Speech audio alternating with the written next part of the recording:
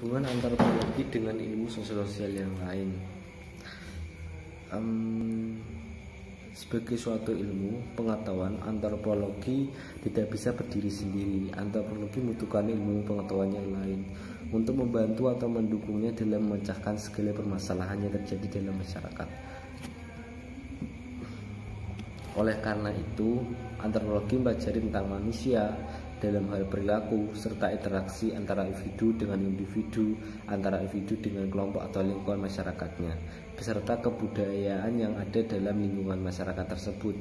Maka ilmu-ilmu pengetahuan yang lain pun membutuhkan antropologi untuk dapat mengurangi permasalahan-permasalahan yang terjadi dalam masyarakat yang menjadi objek penelitiannya.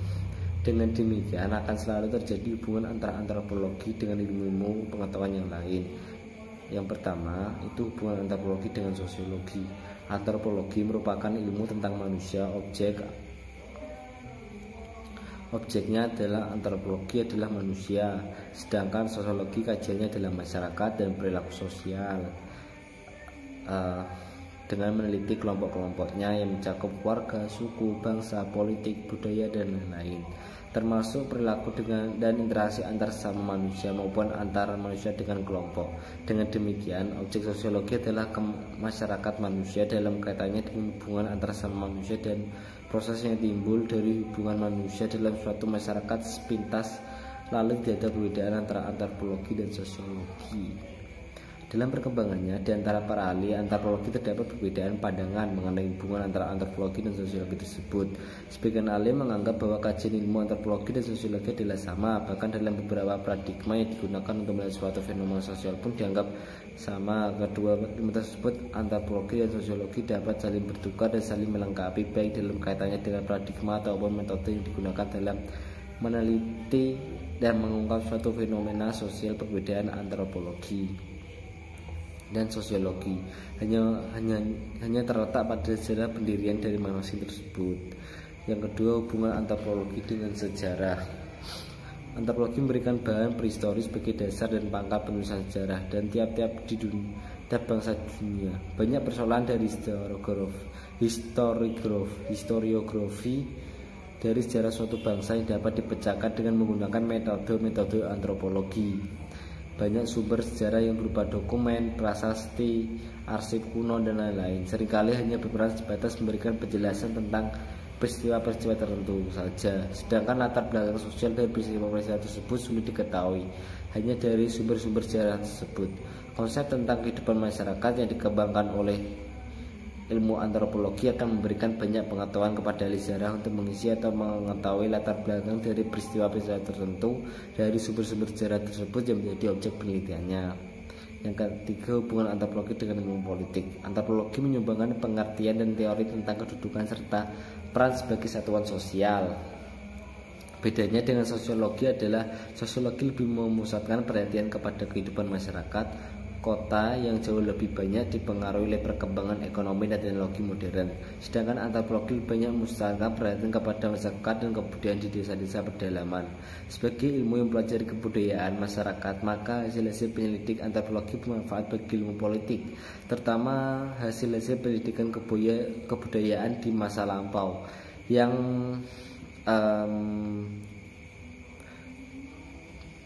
meliputi semua aspek kultural masyarakat, termasuk ide-ide dan lembaga-lembaga politik masa lampau, yang merupakan konsep antropologi budaya yang termasuk dalam konsep kebudayaan secara umum. Konsep tersebut menyatakan bahwa terdapat hubungan yang erat antara kebudayaan suatu masyarakat dengan kepribadian individu-individu dari masyarakat itu, antara kebudayaan dengan lembaga dan ide-ide yang terdapat dalam masyarakat tersebut. Kebudayaan memberikan ide-ide dalam masyarakat. Antropologi telah pengetahuan dalam bidang metodologi penelitian ilmu politik.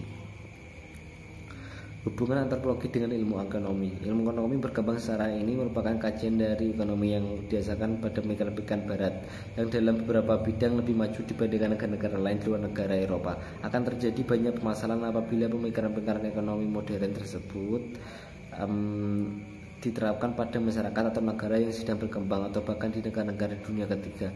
Pemikiran-pemikiran ekonomi modern tersebut belum tentu dapat diterapkan di negara-negara tersebut yang berada di luar negara negara-negara Eropa. Pada kondisi tersebutlah antropologi punya peran yang menjembatani pemikiran ekonomi modern dengan pemikiran ekonomi lokal.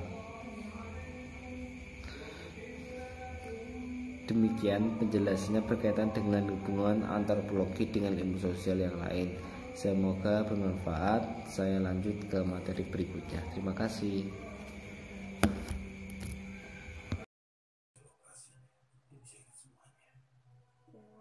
Objektivitas dan perkembangan antropologi. Sejarah perkembangan antropologi menurut Koncaningrat terdiri dari 4 fase, yaitu fase pertama sebelum 1800, fase kedua kira-kira pertengahan abad ke-19, lalu fase ketiga awal abad ke-20, lalu yang terakhir fase keempat sesudah kira-kira 1930. Nah, pada fase keempat ini antropologi memiliki 2 tujuan utama, yaitu pertama, tujuan akademis untuk mencapai pemahaman tentang manusia berdasarkan bentuk fisiknya, masyarakatnya, maupun kebudayaannya. Untuk yang kedua yaitu tujuan praktis, yaitu untuk kepentingan pembangunan.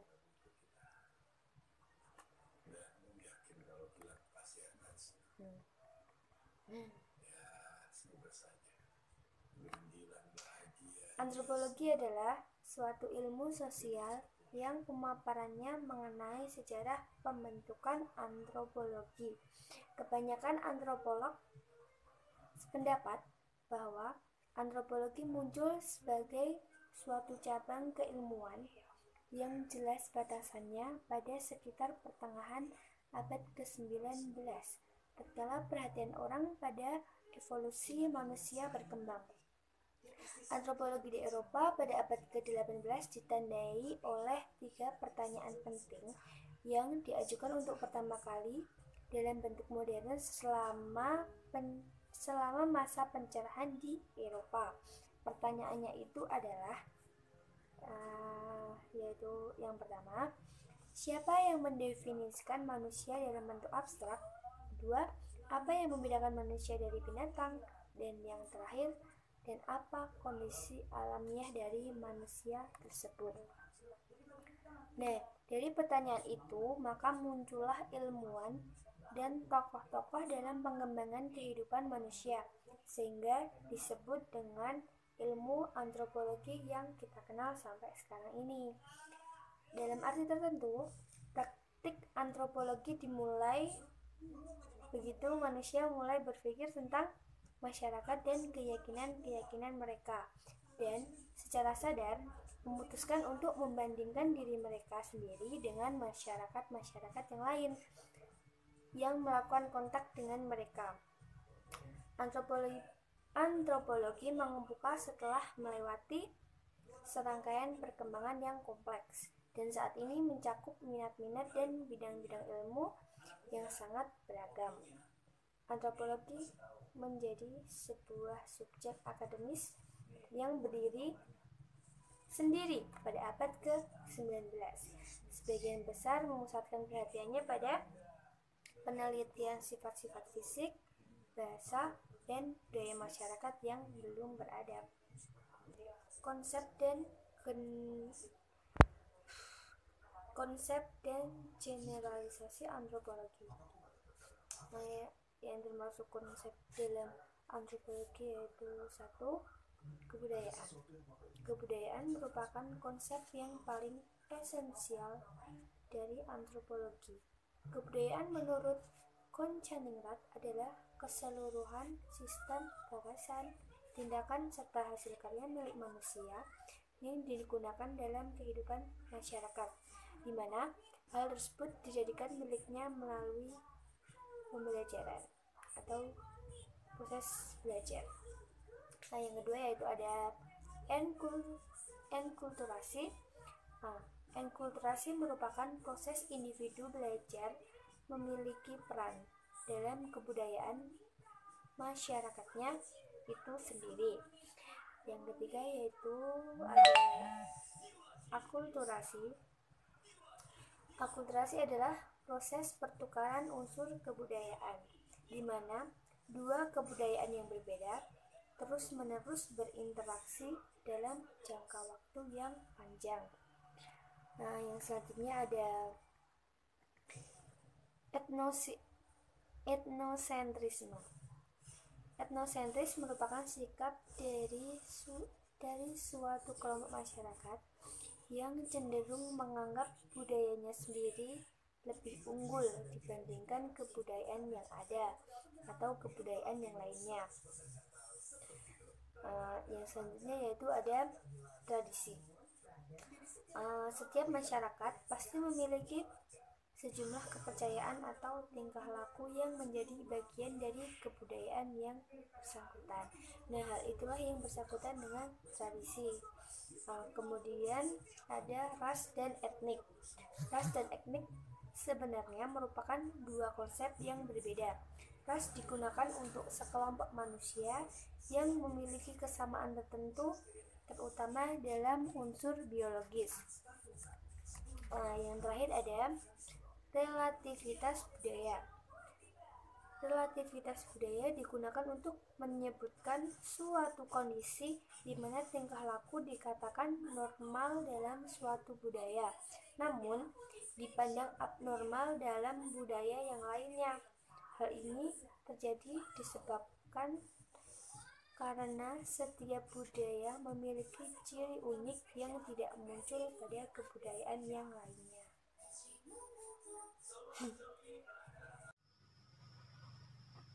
Oke. Assalamualaikum warahmatullahi wabarakatuh. Perkenalkan, saya Raihan Afrarido, NIM 255. Saya di sini bersama dengan kelompok dengan Mas Habib Putra dan Mbak Lulu. Saya meneruskan materi dari teman-teman saya, yaitu generalisasi antropologi, yaitu memiliki bagian-bagian seperti adanya kebudayaan yang berisikan dalam mengaspirasi budaya bangsa. Setiap kebudayaan di samping memiliki kelemahan-kelemahan tertentu. Yang kedua, evolusi. Evolusi tidak terbatas pada bidang biologi, melainkan meluas pada bidang sosial dan kebudayaan. Yang ketiga, adanya kultur area. Kultur area merupakan pertumbuhan kebudayaan menyebabkan timbulnya unsur-unsur baru yang mendesak unsur budaya lama ke arah pinggiran sekeliling daerah pusat pertumbuhan suatu sistem. Yang keempat, adanya enkulturasi. Enkulturasi pada hakikatnya memiliki arti suatu proses mempelajari kebudayaan kebudayaan dari seorang atau dari sekelompok bangsa yang ada di luar teritori atau daerah yang mereka tinggali. Yang keempat, adanya difusi. Difusi adalah suatu anggapan dari seseorang yang meluasnya pada unsur-unsur budaya megalit seperti Mesir kuno yang berada di kawasan Afrika, seperti itu, atau di India, atau seperti pun ada di negara kita sendiri yaitu Indonesia. Ya. Kemudian adanya kemudian keenam, adanya alkulturasi. Alkulturasi adalah proses budaya over atau lahirnya jauh lebih mudah suatu perkembangan budaya. Yang ketujuh, adanya etosentrisme.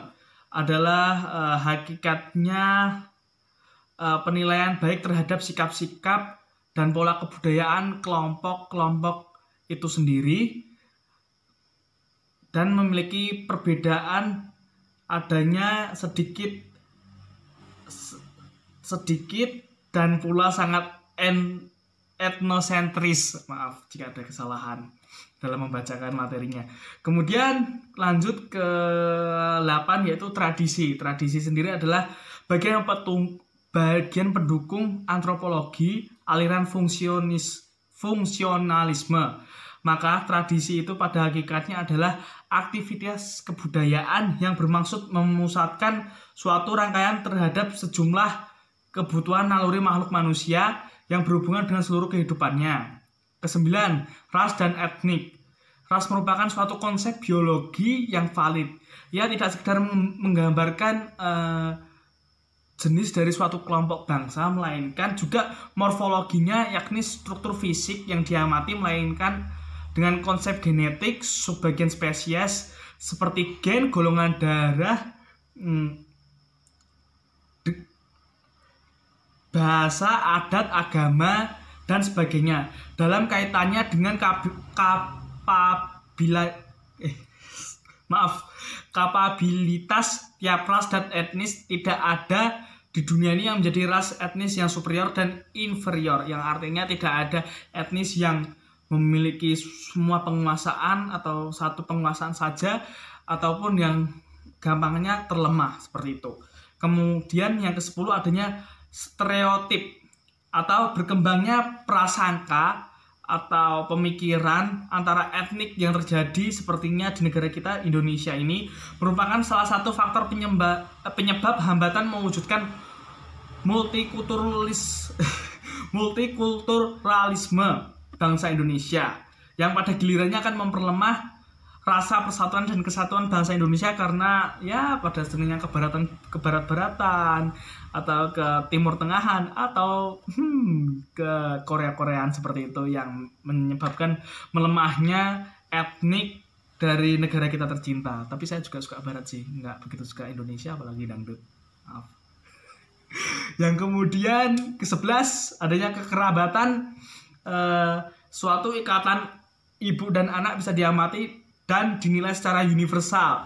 Tetapi peran ayah maupun ibu dalam masyarakat tradisional sangat bervariasi seperti di Indonesia ini ya, yang ada bagaimana ayah dan anak dan ibu di Jawa itu bagaimana, di Sumatera bagaimana, di Kalimantan bagaimana. Di Jawa pun kan ada 3, yaitu Jawa Barat, Jawa Tengah, dan Jawa Timur. Itu pun berbeda-beda, seperti itu gampangnya. Kemudian 12, ini dia Indonesia banget, yaitu magis, yaitu tradisi yang merupakan sangat kental, sudah ada di zaman nenek moyang kita, sudah ada, yaitu gampangnya dukun ya. Itu semakin berkembang, semakin bertumbuhnya zaman, masih belum hilang, masih kental kebudayaan magis di Indonesia. Setiap suku yang ada di Indonesia memiliki kekuatan magis sendiri ya. Di daerah kita pun juga ada, di Jawa Tengah ini juga ada lah, untuk ya hal-hal yang jahat, baik, ataupun adat istiadat, memang keyakinan, budaya ya termasuknya. Kemudian 13 ini yaitu tabu. Pada setiap tatanan masyarakat tradisional, tabu selalu ada. Dalam pandangan kaum fungsional, tabu juga memiliki nilai-nilai kegunaan yang perlu dijaga oleh masyarakat dalam upaya pemenuhan kebutuhan masyarakat. Tabu itu seperti halnya kita membahas seks bebas, ya seks, atau ya kayak magis gitu tadi ya. Ada hal yang tabu seperti goib, itu goib enggak sih, maaf ya, kasarannya seperti seks itu kan masih tabu di masyarakat kita ya. Di agama kita pun ya tidak dibolehkan, di Islam maksudnya jika belum sah gitu. Kalau Anda masih kayak saya gini mau gitu-gitu ya, aduh jangan dulu lah, nggak boleh ya, nanti dimarahin Allah always watching you. Yang terakhir 14, perkawinan. Ya, siapa sih yang gak mau nikah ya? Ya, perkawinan itu adalah suatu budaya yang untuk berkembangnya turun-temurun ya, berkembangnya generasi, dari generasi 1 tumbuh generasi 2, dan dari generasi 2 bercabang jadi ada 2 generasi 3 versi 1, generasi 3 versi 2, kemudian bercabang lagi jadi generasi versi 4, ada 1, ada 2, ada 3, ada 4, seperti itu, dan seterusnya, untuk berkembangnya suatu budaya, keturunan, etnis, suku, bahasa, terus berkembang sampai hingga cucu buyut ya kan, seperti itu. Kemudian kita lanjut ke ke pembahasan selanjutnya, yaitu teori-teori dasar dalam antropologi. Saya bacakan aja. Teori-teori ini, teori dasar antropologi memiliki 13 teori. Jadi saya nggak begitu paham juga, jadi saya bacakan saja. Ada 13 ya, yaitu teori dasar dalam antropologi, kemudian teori evolusi, tadi udah ada di penjelasannya saya beritahukan. Kemudian adanya di evolusi, kemudian yang ketiga adanya evolusi ulinier. Kemudian yang keempat adanya evolusi multilinear. Yang kelima evolusi sirkuler. Yang keenam teori difusi. Yang ketujuh adanya difusi diaspora. Yang ke-8 adanya difusi absorpsi. Yang ke-9 adanya difusi globalisasi. Yang ke-10 adanya teori struktur. Yang ke-11 teori fungsi atau fungsionalisme. Yang ke-12 teori hermeneutika. Yang ke-13 adanya teori kritis dan marxisme. Yang terakhir 14 yaitu teori postmodernisme. Ya, mungkin saya hanya bisa memberikan dan menjelaskan teori seperti itu. Jika adanya salah dan kekurangan materi dalam pembahasan ini yang saya jelaskan, nanti bisa DM atau WA saya, ada di grup, cari aja Arayhan Afrarido, nanti saya share linknya. Atau enggak, nanti saya share linknya yang saya bahas ini ke grup. Nggak usah ding, WA aja. Yaudah, mungkin sekian dari saya. Jika ada salah kata, ya tadi banyak salah kata saya, mohon dimaafkan. Saya mungkin nggak cut-cut, ya cut-cut yang seperlunya aja. Jika ada kata-kata yang kurang berkenan di teman-teman sekalian yang melihat video ini, mohon dimaafkan. Saya Arayhan Afrarido undur diri. Wassalamualaikum warahmatullahi wabarakatuh. Terima kasih telah menyaksikan video presentasi dari kelompok kami. Terima kasih. Assalamualaikum warahmatullahi wabarakatuh. Selamat.